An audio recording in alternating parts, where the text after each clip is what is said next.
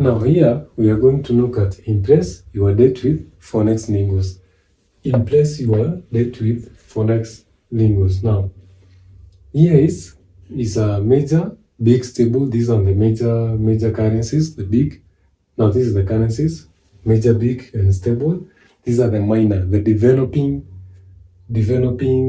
currencies. Now this one are the rare and well. They're not traded that much.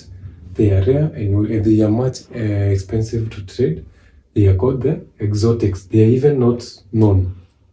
That is the racing currencies from racing countries, small countries. Now, major currencies, the EV and ETAs. These are the examples.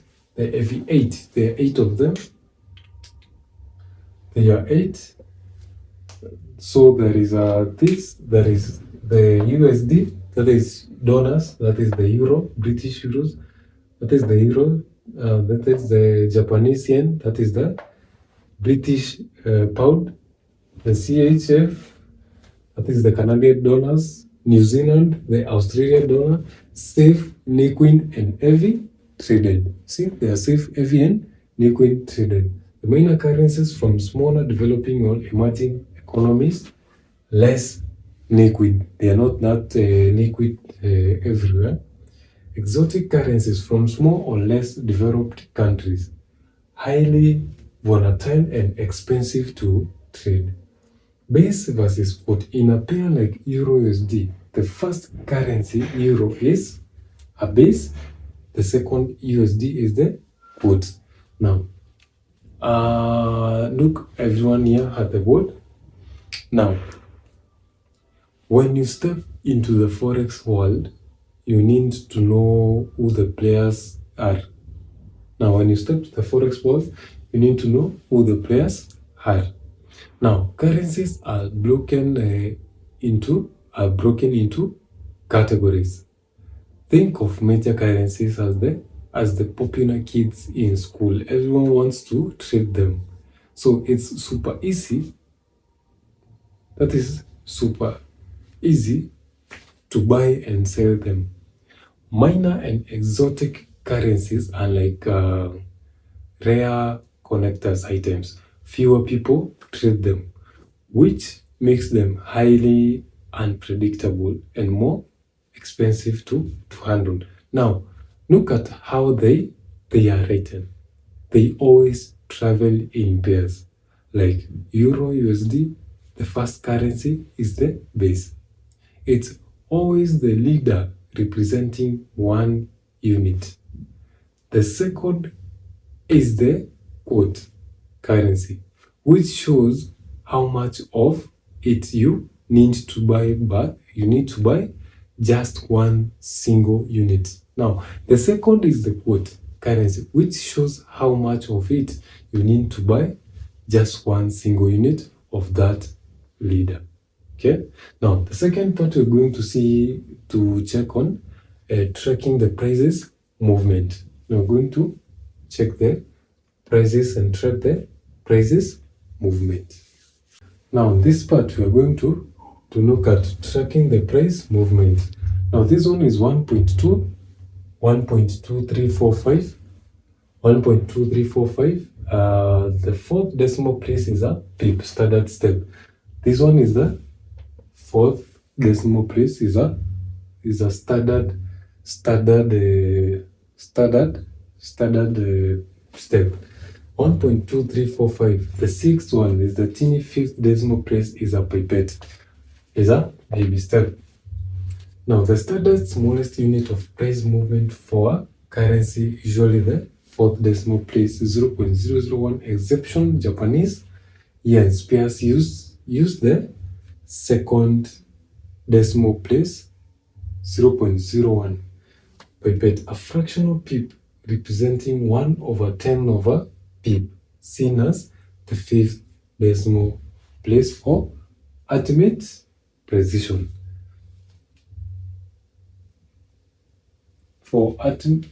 Now, this one is the fractional pip representing 1/10 of a pip, seen as the fifth decimal place for ultimate precision. Now, let us discuss this make a meaning of this. Now, the next next up, how do we measure price changes? How do we measure price changes? We don't talk in dollars and cents. We talk in pips and pipettes. Imagine pip as a single standard step forward for most exchange rate. It's that fourth number, the fourth number after the decimal place, this decimal point. It goes from 1.2345 to 1.2346. It's moved exactly one pip, but because technology is so advanced today, brokers use an even smaller measurement called a pipette. Think of the pipette as the baby step. 1/10 of regular step, it's that teeny fifth number of the very end. It allows for hyper precision tracking when prices wiggle up and down. Now, the next step, we're going to look at the cost of doing business. The cost of doing a business. We're going to check the cost of doing the business. The cost of doing the business. Now, the buying price, this is the ask, the spread broker's fee, and this is the sale price bill. The bid price, the price the market is willing to buy from you, what you get when you sell. Now, what you get when you sell. And the ask price, the price the market is willing to sell, or to you, what you pay to buy. That is what you pay to buy. Now, the spread. The difference between the ask and bid. Spread is equals ask minus bid. This is your automatic transaction cost. Now, cross currencies. A pair that completely skips the US dollars, e.g. Euro, GBP. Now, when you go to a store, let's say you go to a store, the price to buy. Now, the price to buy something is always slightly higher than what let's say the something is always slightly higher than what they would give you if you try to sell it back. That is, to them immediately. Okay, Forex works exactly the same way. The bid is the normal price you get when you want to sell your currency. The ask is slightly higher price you must pay to buy it. The gap between those two numbers is called the spread. This gap is how brokers make their money. It's your entry fee or transaction cost for taking the trade. Also note that if you trade pair, that doesn't have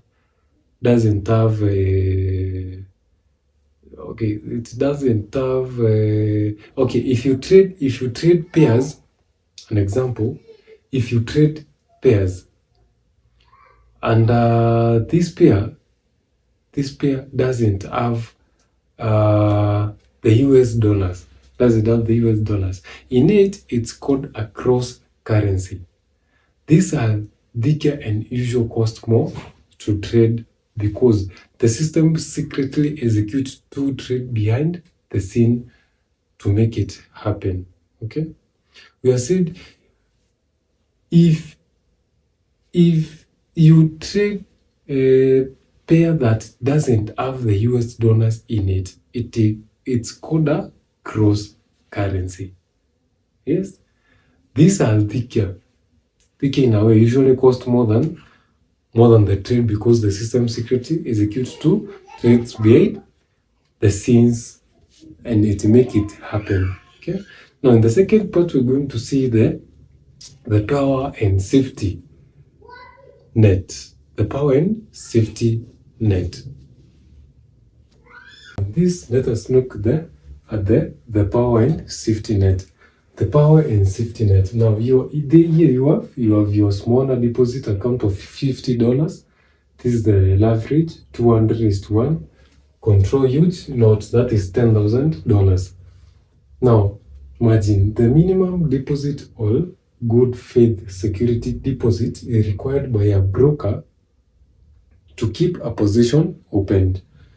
Now, the average, a borrowing ratio that lets you control a large pool of money with a very small deposit, e.g. 200:1 ratio means $50 controls $10,000. Now, let's talk about how regular people can afford to trade a massive amount of global money. It comes down to margin and leverage. Margin is a safety deposit. Think of it like putting down a small down payment on an apartment. An example. Leverage is the financial superpower your broker gives you based on that deposit.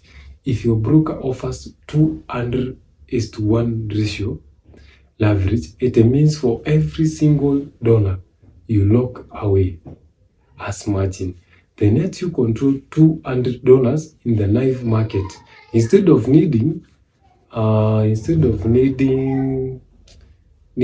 full maybe $10,000. I mean this. Instead of you trading with $10,000, they give you out of your own pocket to trade. You need to put a 50 back of margin. Okay, 50 back of margin. It magnifies your trading scale dramatically. Now, I've said, instead of needing a full $10,000 out of your own pocket to trade, you only need to put up 50 back of margin. It signifies your trading scale dramatically. Now, this is an illustration of the power of and safety of net. Now, this is the average and the margin itself. Now, in the next class, we'll see what to discuss next. Now, this video was all about the interest you need with Forex linguists, understanding the margin, average, the linear scales, and the spreads, all of those. Now, we see you next time, the next class. Thank you for your time.